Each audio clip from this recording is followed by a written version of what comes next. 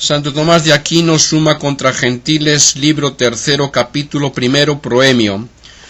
Anteriormente se demostró que entre todos los seres hay un primer ser que posee plenamente la perfección, a quien llamamos Dios, el cual de la abundancia de su propia perfección distribuye el ser a todo cuanto existe, comprobándose así que no sólo es el primero de los seres, sino también el principio de todas las cosas, pero da el ser a los demás no por necesidad de naturaleza, sino al arbitrio de su voluntad, que consta por lo dicho, de donde resulta que es el Señor de todas sus criaturas, pues somos señores de cuanto está sujeto a nuestra voluntad. Y este dominio que tiene sobre las cosas que produjo es perfecto, puesto que para producirlas no precisó ayuda de ningún agente exterior ni se valió de la materia, pues es el hacedor universal de todo el ser. Cada una de las cosas producidas por voluntad de un agente está ordenada a un fin determinado por ese mismo agente, porque siendo el bien y el fin el objeto propio de la voluntad, es necesario que cuanto proceda voluntariamente esté ordenado a un fin. Ahora bien, cada cosa alcanza el último fin por su propia acción, la cual es preciso que sea dirigida al fin por quien dio a las cosas los principios de sus operaciones.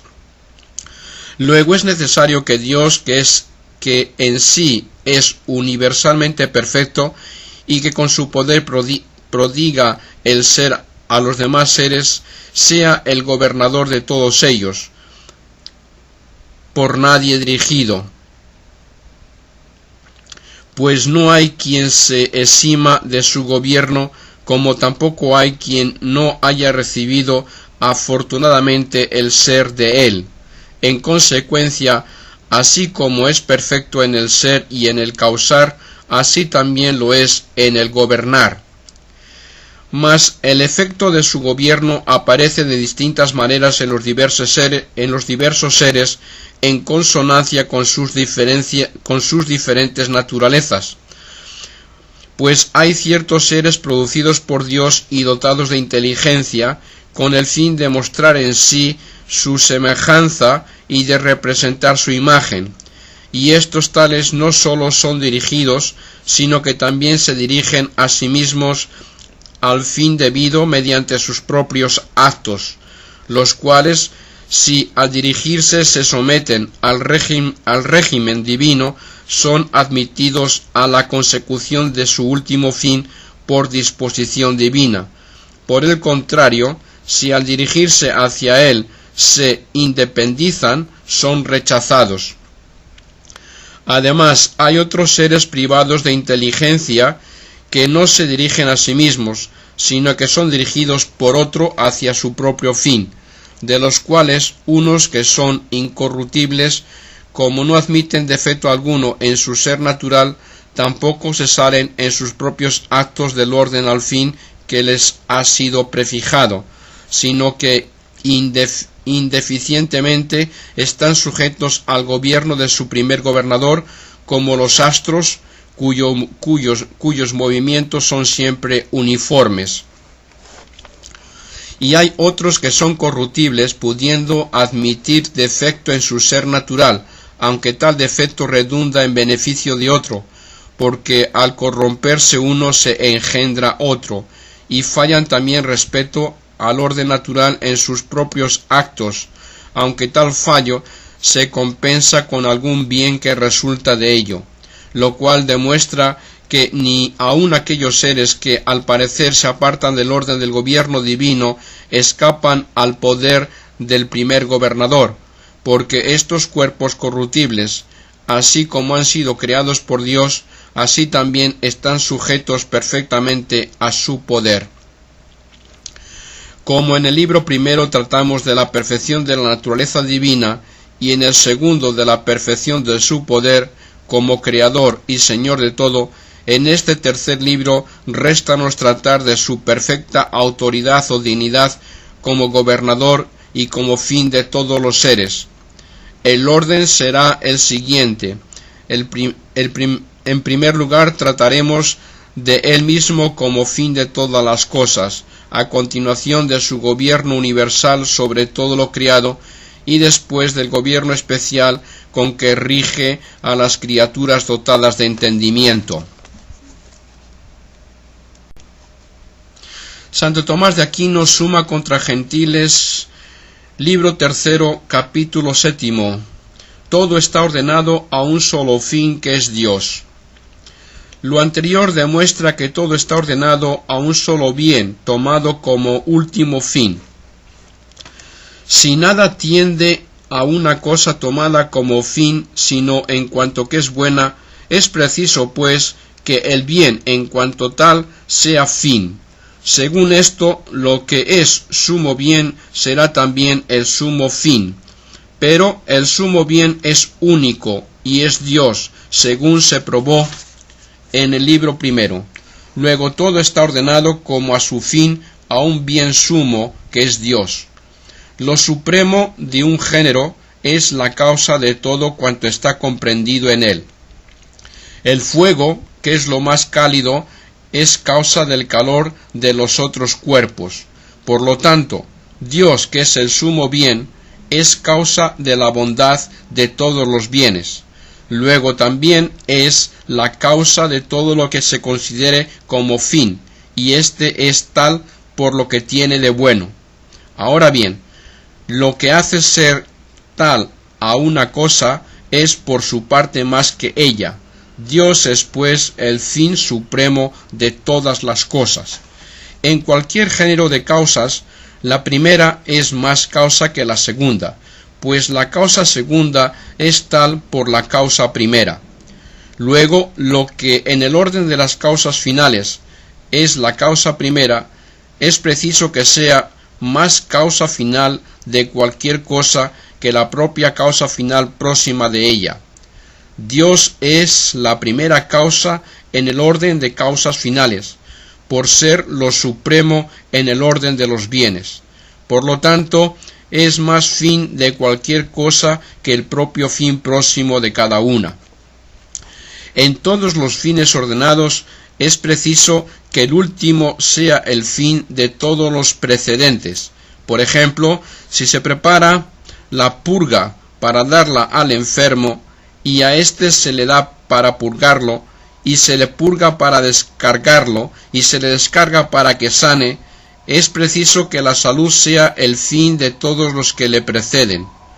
Pero vemos que todas las cosas están ordenadas bajo un sumo bien, según los diversos grados de bondad, y que dicho bien es la causa de toda bondad, y en consecuencia, como el bien tiene razón de fin, todas las cosas están ordenadas bajo Dios, último fin, en calidad de fines precedentes. Es preciso, pues, que Dios sea el fin de todas las cosas. El bien particular se ordena al bien común como a su fin, porque el ser de la parte es por el ser del todo. Por eso, el bien del pueblo es más excelente que el bien de un solo hombre. Pero el sumo bien, que es Dios, es el bien común, puesto que de él depende el bien de todos. Y el bien que hace buena a una cosa es un bien particular de la misma y de los que le están subordinados. Luego todas las cosas están ordenadas como a su fin, a un solo bien, que es Dios. El orden de fines está en correspondencia con el orden de agentes, porque así como el agente supremo mueve a los agentes inferiores, así también es preciso que todos los fines de estos se ordenen al fin del agente supremo, pues todo lo que hace el agente supremo lo realiza en atención a su propio fin. Ahora bien, el agente supremo promueve las acciones de todos los agentes inferiores, moviéndolos a realizarlas en orden a sus propios fines. De ahí De aquí se sigue que todos los fines de los agentes inferiores están ordenados por el primer agente a su propio fin, pero el agente primero de todas las cosas es Dios, según se probó en el libro segundo, y el fin de su propia voluntad no es otro que su bondad, que es Él mismo, como lo probamos en el libro primero. Según esto, todo lo hecho inmediatamente por Él, o por medio de las causas segundas, está ordenado a Dios como a su fin, y tales son todos los entes, porque según se prueba en el libro segundo, nada puede haber que no haya recibido de Él el ser. Luego todo está ordenado a Dios como a su fin. El fin último de cualquier agente en cuanto tal es Él mismo, puesto que nos servimos de lo que hacemos en provecho propio, y si alguna vez lo hacemos por otro, redunda en nuestro propio bien, útil, deleitable u honesto. Dios es la causa eficiente de todas las cosas, de unas inmediatamente y de otras mediante otras causas, como consta por lo dicho. Él mismo es pues el fin de todas las cosas. Entre todas las causas obtiene la primacía el fin, y a él deben las demás el ser causas en acto, porque la gente no obra si no es por el fin, como ya se demostró. Pero la materia se reduce al acto de la forma por el agente, por lo cual la materia se hace actualmente materia de una cosa, e igualmente la forma se hace forma de una cosa por la acción de la gente, y en consecuencia por el fin, y además el fin posterior es causa de que el fin precedente se intente como tal, porque nadie va hacia un fin próximo si no es por razón del último. Luego el fin último es la primera causa de todo, y como el ser primera causa de todo ha de convenir necesariamente al ente primero que es Dios, como antes se demostró, síguese que Dios es el fin último de todas las cosas.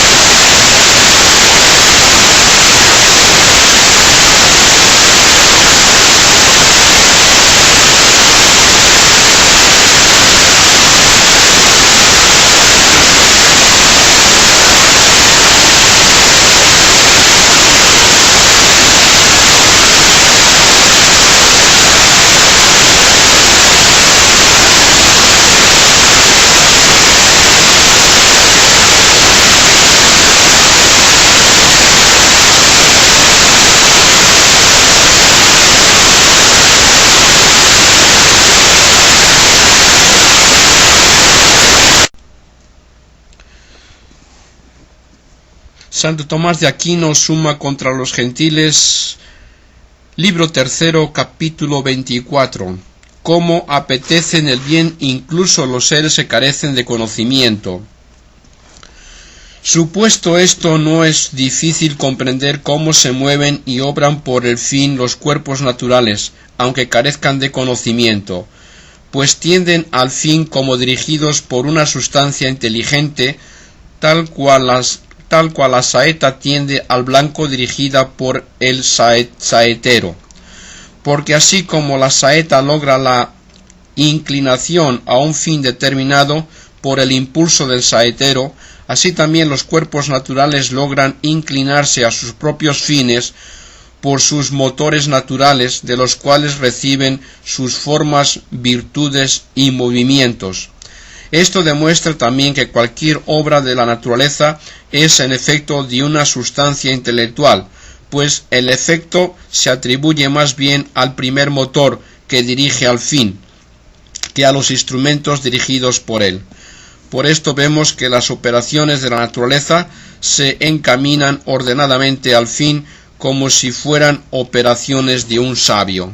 Luego es claro que los seres carentes de conocimiento pueden obrar por un fin y apetecer el bien con apetito natural y también la divina semejanza e incluso la propia perfección, y no hay lugar a diferencias en todo esto, pues por el hecho de tender a su perfección tienden al bien, ya que cada cosa en tanto es buena en cuanto que es perfecta, y tendiendo a ser buena tiende a la semejanza divina, pues uno se asemeja a Dios al ser bueno, y este o aquel bien particular es apetecible en verdad en cuanto es una semejanza de la bondad divina. Luego tiende al bien porque tiende a la semejanza divina, y no viceversa. Y esto demuestra que todos los seres apetecen la divina semejanza como último fin. El bien perteneciente a una cosa puede tomarse en muchos sentidos. En uno, en cuanto que significa su propio bien individual, y de este modo apetece el animal su bien cuando apetece la comida, por la que se conserva en el ser.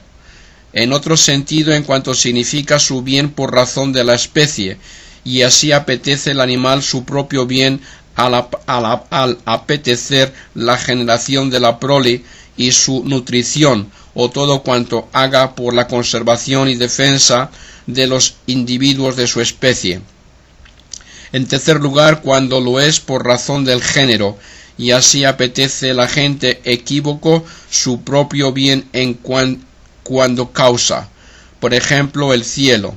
Hay un cuarto sentido por razón de la semejanza analógica entre principiados y principio, y así Dios, que no está comprendido en ningún género, da por su bien el ser a todas las cosas.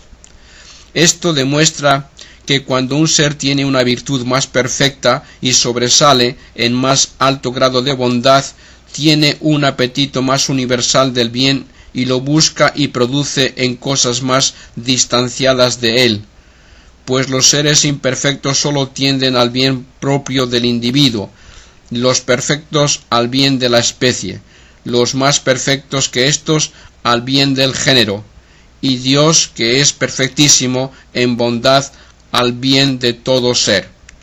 Por eso dicen algunos, y con razón, que el bien en cuanto tal es difusivo, porque cuanto mejor es una cosa, tanto hace llegar su bondad a cosas más lejanas, y como lo que es perfectísimo en un género cualquiera es el ejemplar y la medida de todo cuanto está comprendido en él, es preciso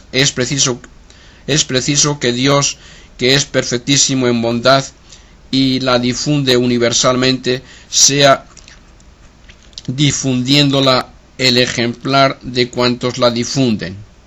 Ahora bien, en la medida en que un ser difunde la bondad en otros, se convierte en causa de ellos. Luego esto demuestra que el que tiende a convertirse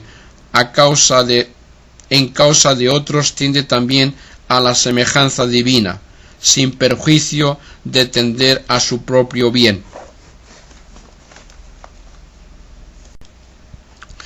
Santo Tomás de Aquino, Summa contra Gentiles, libro 3, capítulo 25. El fin de toda sustancia intelectual es el entender a Dios. Todas las criaturas, incluso las que carecen de entendimiento, están ordenadas a Dios como a su fin último, y cada una de ellas lo alcanza en la medida en que participa de la semejanza divina. Pero las criaturas intelectuales lo alcanzan de un modo especial, es decir, entendiendo con su propia operación a Dios. Por ello es preciso que esto sea el fin de la criatura intelectual, o sea, el entender. Según se demostró, el fin último de todas las cosas es Dios, pues cada una intenta unirse a Dios como último fin, todo cuanto puede. Ahora bien, una cosa se une más íntimamente a Dios si es capaz de alcanzar de alguna manera su sustancia, lo que se realiza cuando uno puede conocer algo de la sustancia divina, que consiguiendo una determinada semejanza de la misma. Según esto, la sustancia intelectual tiende al conocimiento de Dios como a su último fin. El fin de todo ser es su operación propia, pues esta es su segunda perfección, de donde lo que está bien dispuesto para su propia operación se llama virtuoso y bueno. Mas la operación propia de la sustancia intelectual es el entender. Luego el entender es su fin. Por lo tanto, lo que haya de ser perfectísimo en esta operación, esto será el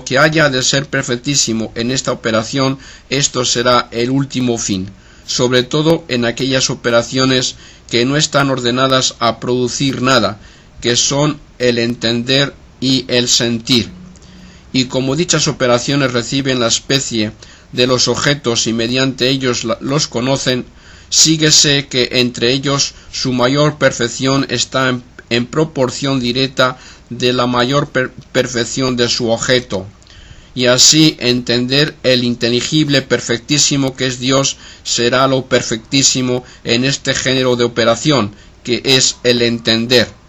Por lo tanto, conocer a Dios entendiéndolo es el fin último de toda sustancia intelectual. Sin embargo, alguien puede decir que el fin último de la sustancia intelectual consiste ciertamente en entender un objeto inteligible óptimo, pero el inteligible de esta o de aquella sustancia intelectual no es el inteligible absoluto, porque cuanto más perfecta es una sustancia, tanto más perfecto es su inteligible óptimo, por lo cual la suprema sustancia intelectual creada tiene posiblemente por óptimo inteligible lo que es óptimo en absoluto, y por ello su felicidad consistirá en entender a Dios. Mientras que otra sustancia intelectual inferior tendrá que entender un inteligible inferior, que es no obstante lo óptimo de cuanto ella entiende, y sobre todo parece que el entendimiento humano, dada su debilidad, no ha de poder entender el objeto inteligible óptimo absoluto, porque en relación con él es como el ojo de la lechuza respecto al sol. Pero se ve claramente que el fin de cualquier sustancia intelectual, por ínfima que sea, es el entender a Dios. Hemos demostrado antes que el fin último a que tienden todos los seres es Dios. El entendimiento humano, aunque en el orden de las sustancias intelectuales es el más bajo, no obstante superior a todos los seres que carecen de entendimiento. Si pues una sustancia más noble no puede tener un fin menos noble, el fin del entendimiento humano será el mismo Dios. Pero todo ser inteligente alcanza su último fin por el hecho de entenderlo, según vimos. Luego el entendimiento humano, entendiendo, llega a Dios como último fin.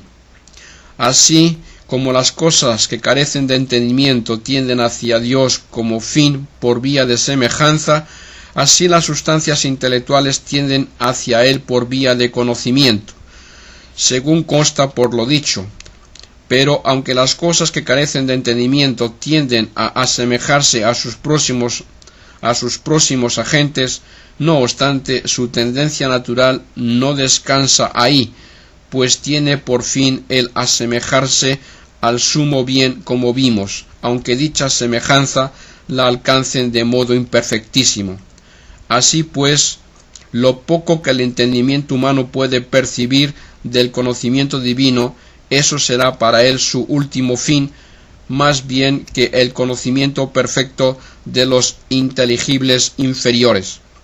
Lo que principalmente apetece cada ser es su último fin. El entendimiento humano apetece y llama y sobremanera se deleita en el conocimiento de lo divino, por menguado que sea, mucho más que con el conocimiento perfecto que tiene de las cosas inferiores. Luego, el último fin del hombre es entender de alguna manera a Dios. Todo ser tiende a la semejanza divina como a su propio fin. Luego, aquello que más le asemeja a Dios será su último fin. La criatura intelectual se asemeja principalmente a Dios por el hecho de ser inteligente, pues tiene sobre todas las criaturas esta semejanza que incluye todas las otras.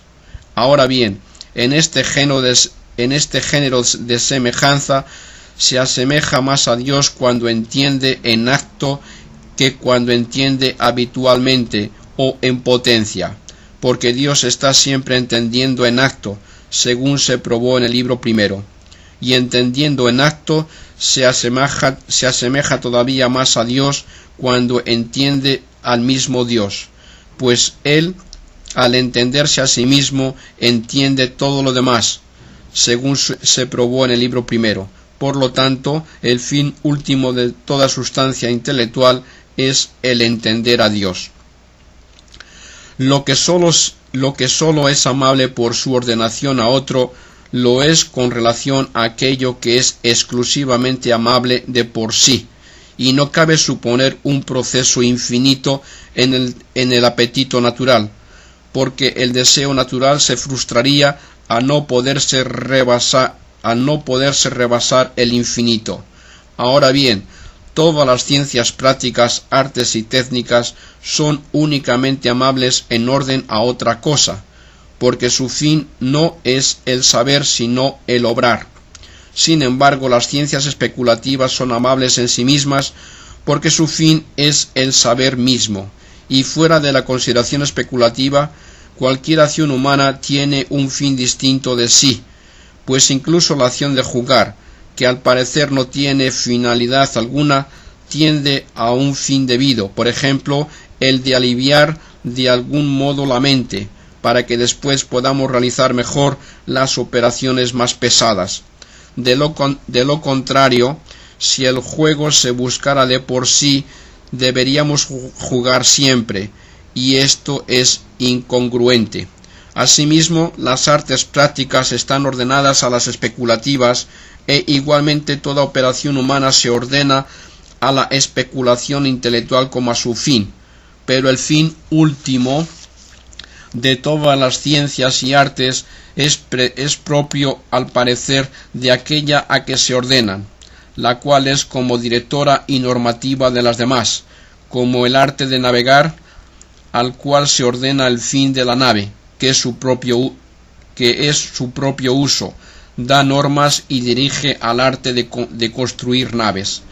Y en esta situación se encuentra la filosofía prima con relación a las demás ciencias especulativas, pues todas dependen de ella en cuanto que de ella reciben sus principios y las normas contra quienes niegan los principios, y esta filosofía prima se ordena de por sí al conocimiento de Dios como a su último fin, y por eso se llama ciencia divina. Luego, el conocimiento de Dios es el fin último del conocimiento y de la operación del hombre. Santo Tomás de Aquino, Suma contra Gentiles. Seguimos con el capítulo 25. Es preciso que en todos los agentes y motores ordenados, el fin del primer agente y motor sea el último de todos, como el fin del jefe del ejército es el último de quienes combaten a sus órdenes.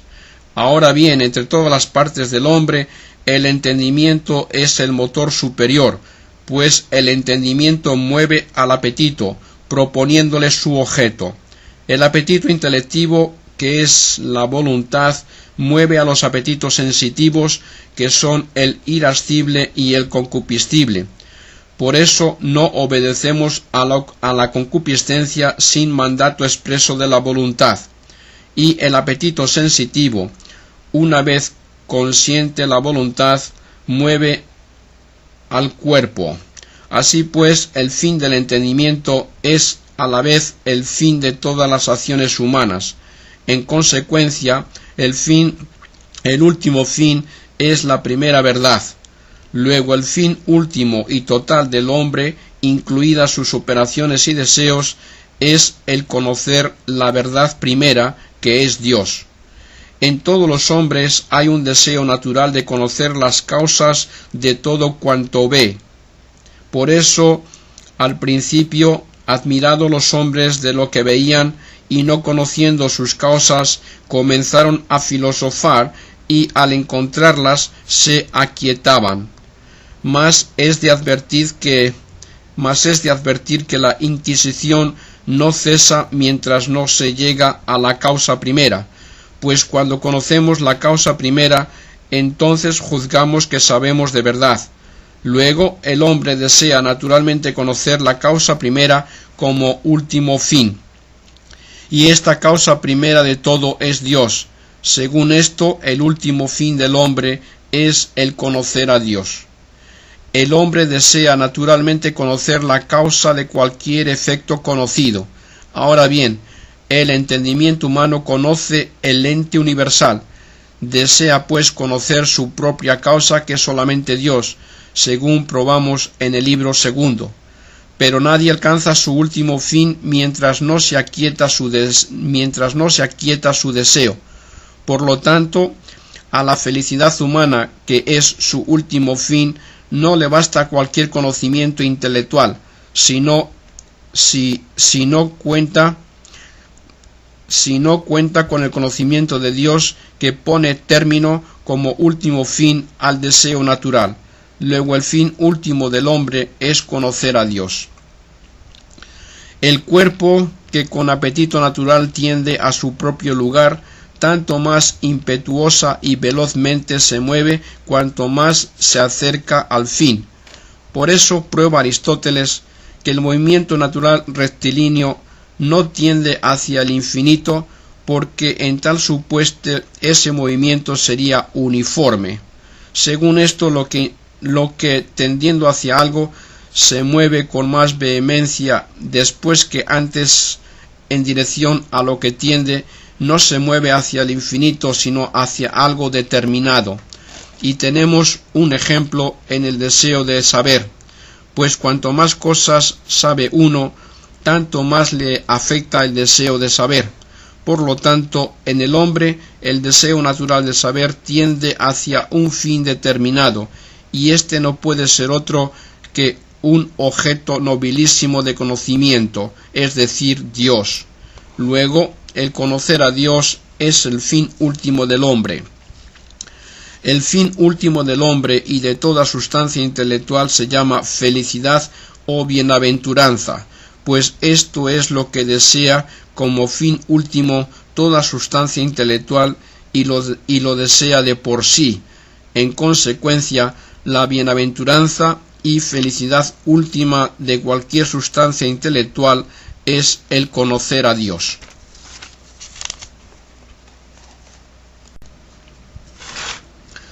Santo Tomás de Aquino, Suma contra Gentiles, libro tercero, capítulo 66. Nada da el ser si no obra por virtud divina. Esto demuestra que ningún agente inferior da el ser a no ser que obre por virtud divina. En efecto, nada da el ser sino en cuanto es ente en acto, mas Dios conserva las cosas en el ser mediante su providencia, como queda probado. Luego quien da el ser lo da por virtud divina. Cuando varios agentes diversos están ordenados bajo un solo agente, es necesario que el efecto común producido por ellos les pertenezca en cuanto que se unen para participar del movimiento y de la virtud de dicho agente, pues varias cosas no hacen una sola si no se unen previamente.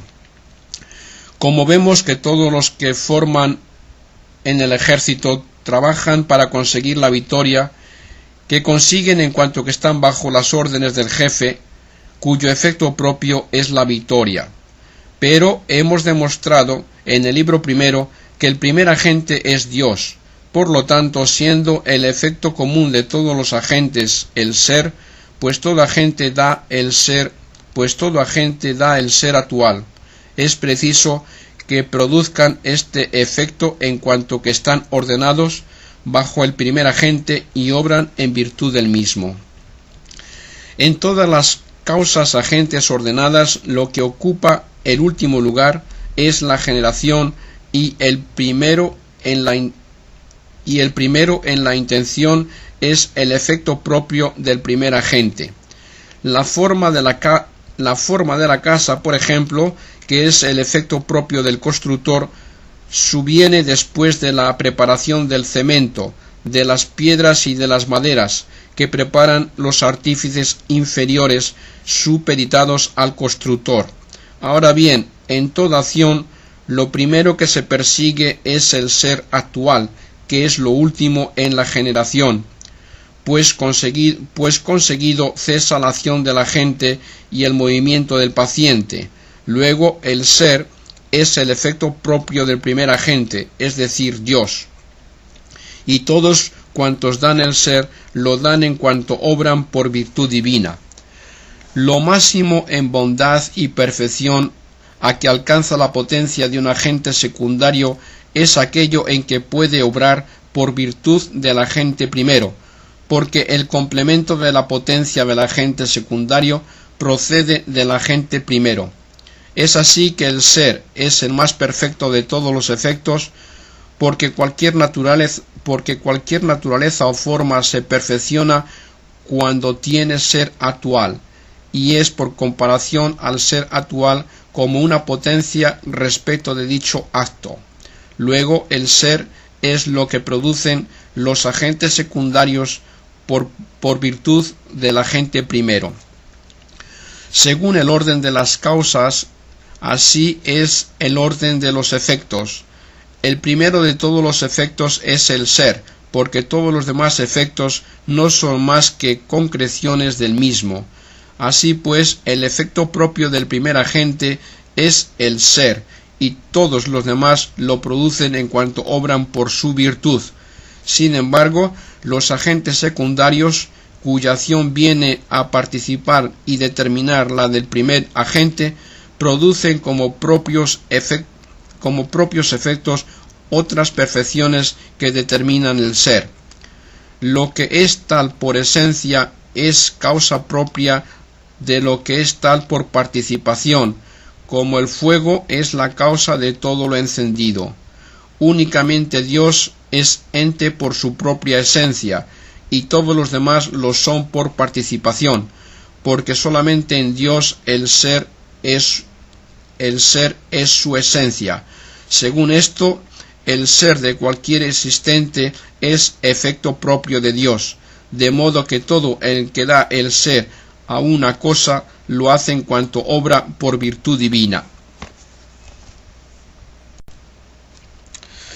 Santo Tomás de Aquino, Suma contra Gentiles,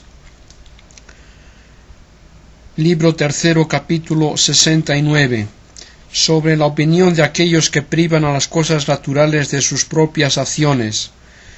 De aquí tomaron algunos ocasión de errar, pensando que ninguna criatura tiene acción alguna en la producción de los efectos naturales, o sea que el fuego no calentaría, sino que Dios produciría el calor a presencia del fuego, y esto mismo sucedería con los demás efectos naturales.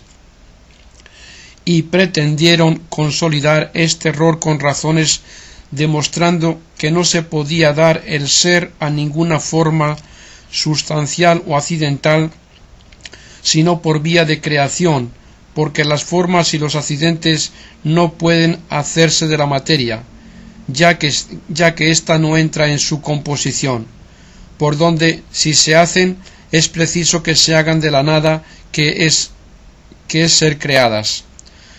Mas como la creación es un acto exclusivo de Dios, según se demostró en el libro segundo, parece seguirse que en la naturaleza únicamente Dios produce las formas, tanto sustanciales como accidentales. La opinión de algunos filósofos está en parte de acuerdo con esta sentencia, pues como todo lo que no es por sí, vemos que se deriva de aquello que es por sí, parece que las formas de las cosas que no son existentes de por sí y que existen en la materia provengan de las formas que están sin materia y son por sí existentes, como si las que existen en la materia fueran ciertas participaciones de aquellas formas que subsisten sin materia. Y por esto Platón afirmó que las especies de las cosas sensibles eran ciertas formas separadas que son causa del ser de tales cosas sensibles que las participan. Avicena, sin embargo, afirmó que todas las formas sustanciales fluían de una inteligencia agente y que las formas accidentales son disposiciones de la materia que provienen de la acción de los agentes inferiores al disponer la materia, con lo cual se apartó del absurdo anterior. Y una prueba de ello parecía ser el hecho de que ninguna virtud activa hay en estos cuerpos si no es la forma accidental, como las cualidades activas y pasivas, que al parecer no son suficientes para producir formas sustanciales. Otros se empeñan en demostrarlo también por razón de que todo paciente está sujeto al agente, y todo agente creador, exceptuado el primero, requiere un sujeto inferior a él. Mas como no hay sustancia inferior a la corporal, parece pues que ningún cuerpo es activo. Y añaden también que la sustancia corporal es la más distante del agente primero, pareciéndoles por esto que la virtud activa no llega hasta la sustancia corporal, y como Dios es solamente agente, así la sustancia corporal, por ser lo ínfimo entre las cosas, ha de ser solamente pasiva. Por estas razones afirma Avicebrón en el libro de La Fuente de la Vida que ningún cuerpo es activo y que la virtud de la sustancia espiritual, pasando a través de los cuerpos, realiza las acciones que los cuerpos parecen realizar. Se dice también que algunos musulmanes motocálimes aducen como razón que incluso los accidentes tampoco son producidos por la acción de los cuerpos, porque el accidente no pasa de un sujeto a otro, y así consideran imposible que el calor pase de un cuerpo cálido a otro calentado por él, atribuyendo a Dios la creación de tales accidentes. De todas las afirmaciones expuestas se siguen muchos inconvenientes. En efecto, si ninguna causa inferior, principalmente la corporal, produce algo, sino que únicamente Dios obra en todas las cosas, y por otra parte Dios no varía al obrar en diversas cosas, no se sigue la diversidad de efectos de la diversidad de las cosas en que Dios obra, y se ve experimentalmente que esto es falso, pues de la aproximación de lo cálido no se sigue la refrigeración, sino solamente la calefacción, y del semen humano síguese únicamente la generación de un hombre. Luego esta causalidad de los efectos inferiores no se ha de atribuir a la virtud divina, de manera que los agentes inferiores queden privados de ella. Es contra el concepto de sabiduría que haya algo en vano en las obras del sabio. Pero si las cosas creadas no obraran para producir de alguna manera sus efectos, sino que únicamente Dios los realizara todo de modo inmediato, en vano habría él destinado a las otras cosas para producir efectos. Tal opinión es pues contra la sabiduría divina.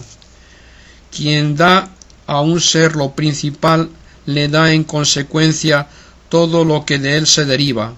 Por ejemplo, la causa que da la gravedad al cuerpo elemental le da también el movimiento hacia abajo. Ahora bien, el dar actualidad a una cosa se deriva del estar en acto.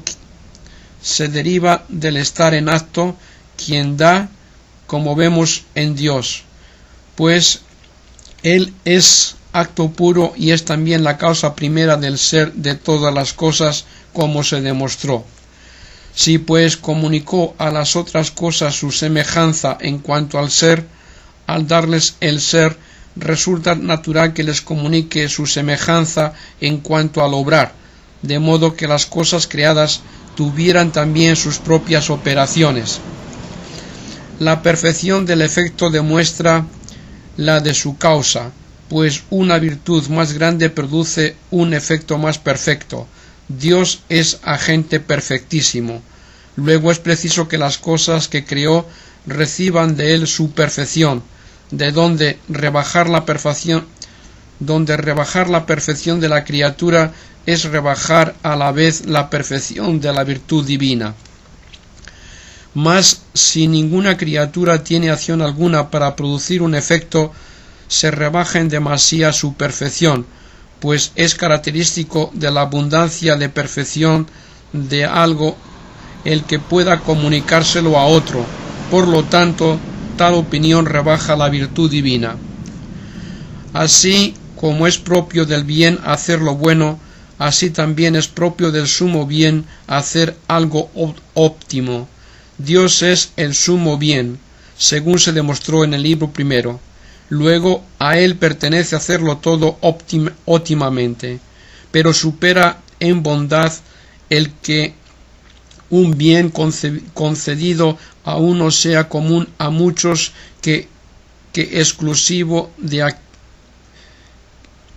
Pero supera en bondad el que un bien concedido a uno sea común a muchos que exclusivo de aquel, porque el bien común es siempre más excelente que el bien de uno solo, y el bien de uno se hace común a muchos por derivación, que solamente ocurre cuando el que lo posee lo difunde a otros por su propia acción. Mientras que si no tiene poder para difundirlo, permanece de su propiedad exclusiva. Luego Dios comunicó a las cosas creadas su bondad, de manera que una de ellas pudiese transfundir a la otra lo que recibió. Quitar por lo tanto sus propias acciones a las cosas es derrogar la bondad divina.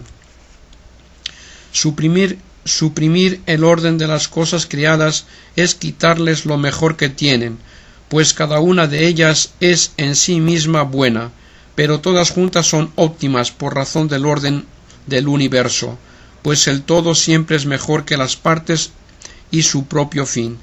Y si se priva las cosas de sus acciones, se suprime el orden que hay entre ellas, pues las cosas que son de diversa naturaleza no se enlazan en la unidad del orden, si no es porque unas son agentes y otras pacientes.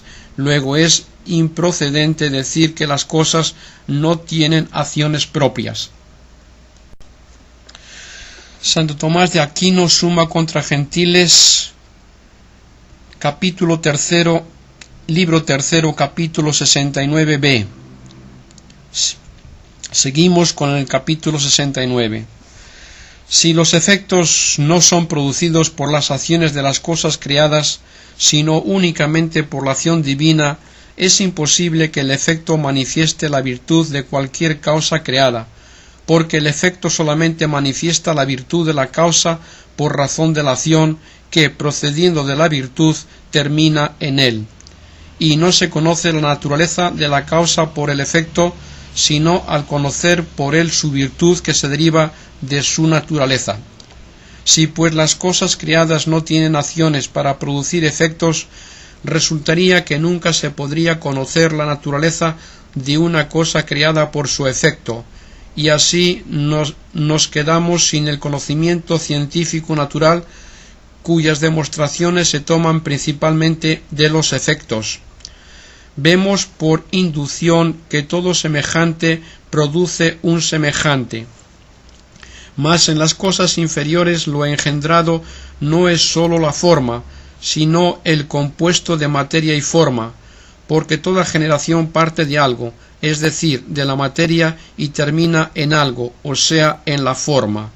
Es pues preciso que el que engendra no sea forma solamente, sino compuesto de materia y forma. Luego, ni las especies separadas de las cosas, como dijeron los platónicos, ni la inteligencia agente, como afirmó Avicena, son la causa de las formas que están en la materia, sino más bien el compuesto de materia y forma. Si el obrar sigue al ser en acto, no es razonable que se prive de su acción a un acto más perfecto. Ahora bien, la forma sustancial es un acto más perfecto que el accidental. Según esto, si las formas accidentales que hay en las cosas corporales tienen acciones propias, con mayor motivo deberá tener la forma sustancial su propia acción. Pero esta no es el disponer la materia, porque para esto basta con la alteración que realizan las formas accidentales. Por lo tanto, la forma sustancial del que engendra es el principio de la acción que se requiere para que la forma sustancial sea introducida en el engendrado. Y es fácil resolver las razones que aducen, como la razón para hacer una cosa es que adquiera el ser, así como la forma no se llama ente porque tenga el ser ella misma, sino porque el compuesto lo tiene por ella, así tampoco la forma es hecha propiamente, sino que comienza a ser cuando el compuesto pasa de la potencia al acto, el cual es la forma misma. Tampoco es preciso que todo lo que tiene una forma como participada la reciba inmediatamente de aquel que es esencialmente forma, sino inmediatamente de aquel que tiene una forma semejante e igualmente participada, el cual obra, no obstante, en virtud de aquella forma separada, si es que hay tal. De este modo produce la gente un efecto semejante así. Igualmente tampoco es preciso que pues toda acción de los cuerpos inferiores se realiza por las cualidades activas y pasivas que son accidentes. El resultado de su acción sea sólo un accidente. Tampoco es preciso que el resultado de la acción sea un accidente, porque dichas formas accidentales, así como son producidas por la forma sustancial, que juntamente con la materia es la causa de todos los accidentes propios, así también obra en virtud de la forma sustancial. Y lo que obra por virtud de otro produce un efecto no sólo semejante a sí, sino también a aquel por cuya virtud obra. Por ejemplo, por la acción del instrumento, la obra reproduce la semejanza de la forma artística. De esto resulta que por la acción de las formas accidentales son producidas formas sustanciales, en cuanto que aquellas obran instrumentalmente en virtud de formas sustanciales. Tampoco es preciso que todo cuerpo carezca de acción debido a que en el orden de las cosas sea la sustancia corporal la última de su propio género, porque incluso entre los cuerpos uno es superior a otro, con forma más excelente y más activa, como lo es el fuego respecto a los cuerpos inferiores.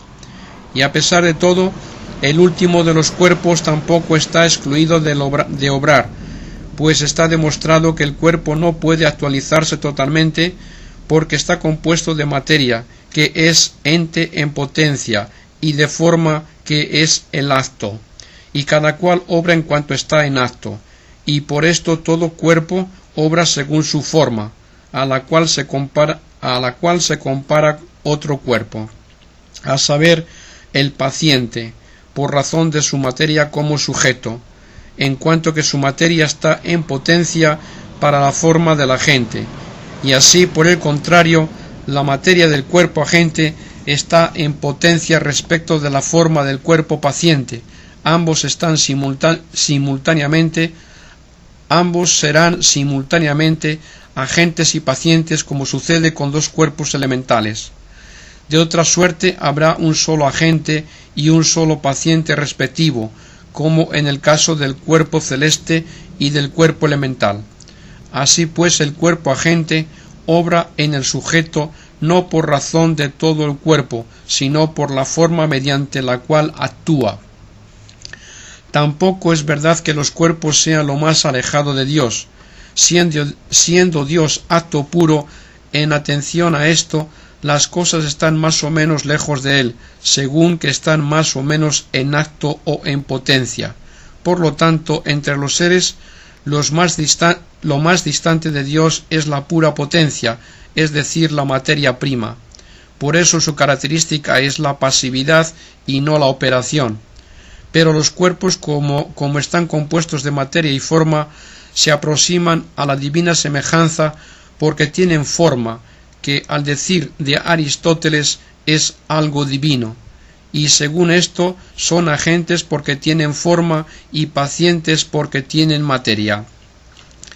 Y es ridículo decir que el cuerpo no obra porque el accidente no pasa de un sujeto a otro, pues no se ha de entender al decir que el cuerpo cálido calienta, que el calor numéricamente idéntico que está en el que calienta pase al cuerpo calentado, sino que por virtud del cuerpo que calienta se hace otro calor numéricamente distinto en el cuerpo calentado, el cual está antes en él en potencia, pues un agente natural no traspasa su propia forma a otro sujeto, sino que pasa al sujeto paciente de la potencia,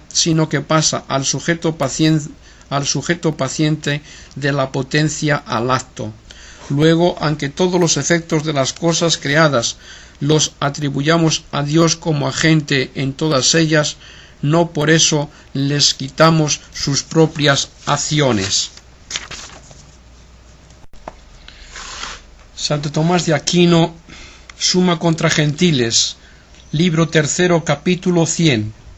Lo que Dios hace fuera del orden natural no es contra la naturaleza. Se ha de tener presente que, aunque Dios realice algunas veces algo fuera del orden impuesto a las cosas, no obstante nada hace contra la naturaleza. Como Dios es acto puro y todo lo demás tiene alguna mezcla de potencia, es preciso que Dios sea por comparación a lo demás como el motor con respecto a lo movido y como lo activo con respecto a lo potencial. Ahora bien, lo que está en potencia según el orden natural con relación a determinado agente, si recibe de él algún influjo, éste no va contra la naturaleza en absoluto, aunque alguna vez vaya en contra de alguna forma particular, que se corrompe por dicha acción, como cuando se engendra el fuego y se corrompe el aire a causa del fuego. Hay una generación y corrupción naturales.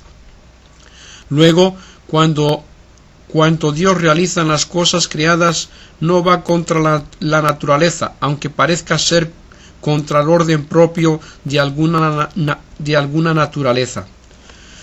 Como Dios es el primer agente, según se demostró, todo cuanto hay después de él es como instrumento suyo. Ahora bien, los instrumentos han sido dispuestos para servir a la acción del agente principal, cuando son movidos por él. Por lo que la materia y la forma del instrumento han de ser tales que puedan concurrir a la acción que intenta el agente principal, y por eso no va contra la naturaleza del instrumento el que sea movido por el agente principal. Al contrario, es lo que más le conviene, pues según esto tampoco va contra la naturaleza el que las cosas creadas sean movidas de cualquier manera por Dios, pues han sido hechas para su servicio. La primera medida de la esencia y naturaleza de cualquier cosa es Dios, como primer ser, el cual es causa del ser de todas ellas, y como juzgamos de las cosas acudiendo a la medida, será preciso afirmar que lo natural de una cosa es lo que está conforme con su propia medida. Luego, lo que Dios ha impuesto a cada una eso es lo natural. Por tanto, si Dios imprime a una de ellas algo distinto, no será contra la naturaleza. Todas las criaturas comparadas con Dios son como los artificios comparados con el artífice, según consta por lo dicho.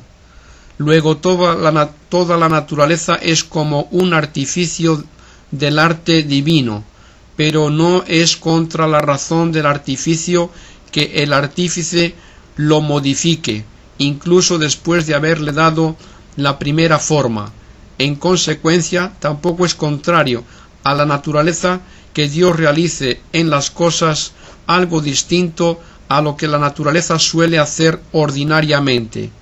Por esto dice San Agustín: Dios, creador y autor de todas las cosas, nada hace contra la naturaleza, porque lo natural a cada cosa es lo que hace aquel de quien procede todo movimiento, número y orden de la naturaleza.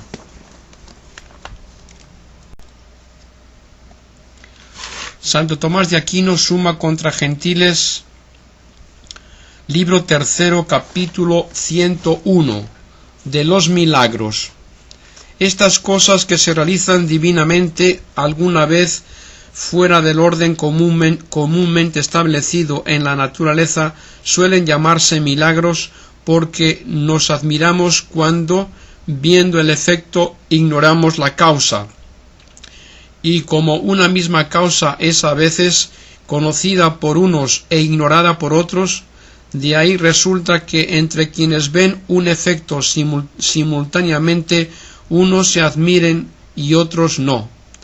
Por ejemplo, el astrólogo no se admira viendo un eclipse de sol, porque conoce la causa. Sin embargo, quien desconoce esta ciencia, ignorando la causa, ha de admirarse necesariamente. Así pues, hay algo admirable para éste y no para aquel.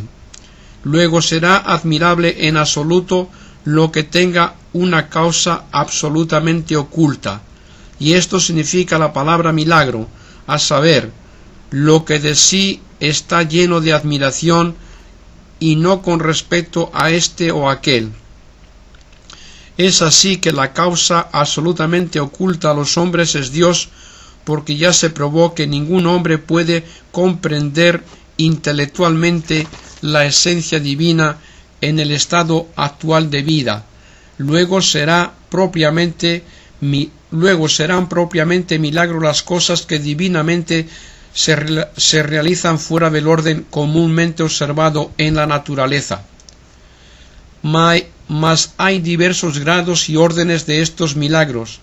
En efecto, ocupan el grado supremo entre los milagros aquellas cosas en que Dios realiza lo que jamás puede hacer la naturaleza, como que dos cuerpos estén simultáneamente en un solo lugar, que el sol retroceda o se pare, que el mar se divida ofreciendo camino a los transeúntes, y entre estas cosas se da también un orden.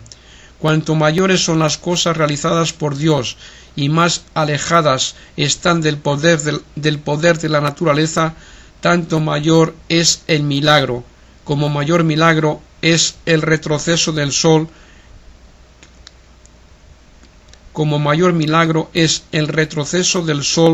que la división del mar. Ocupan en segundo grado entre los milagros las cosas en que Dios realiza algo que incluso puede realizar la naturaleza, pero no por el mismo orden, pues obra de la naturaleza es que determinado animal viva, vea y camine, pero que tras la muerte viva, tras la ceguera vea y tras la cojera camine. Tales cosas no las puede hacer ya la naturaleza, sino que lo realiza Dios alguna vez milagrosamente, y en esto también se advierte un orden, mirando a que lo que se hace está más alejado del poder de la naturaleza. Se da el tercer grado de milagros cuando Dios realiza lo que ordinariamente obra la naturaleza, pero sin contar con los principios operantes de la misma, como cuando alguien es curado por virtud divina de una fiebre naturalmente curable, y cuando llueve sin que intervengan los principios naturales.